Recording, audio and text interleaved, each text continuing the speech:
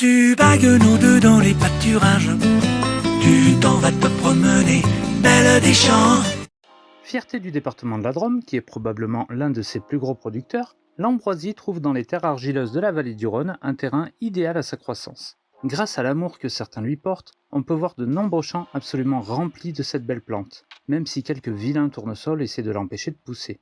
C'est également un végétal idéal car il repeuple rapidement les terres libérées de leur culture, les talus de chantier ou le lit des rivières. Si certains s'acharnent à la détruire à coups de herses, de débroussailleuses ou de brebis, d'autres la vénèrent et la défendent pour qu'elle exprime toutes ses qualités. Ne cherchez pas d'huile essentielle, de pommade ou de gélules d'ambroisie car c'est en aérosol qu'elle est la plus efficace. Même pas besoin de la moissonner puisque c'est en la laissant dans son environnement que la plante va donner le meilleur d'elle-même. Dès le mois d'août, à l'aide du Mistral au Kong, elle va transformer des millions de gens en machines à morve durant des semaines, leur explosant les narines et les yeux et les empêchant de respirer.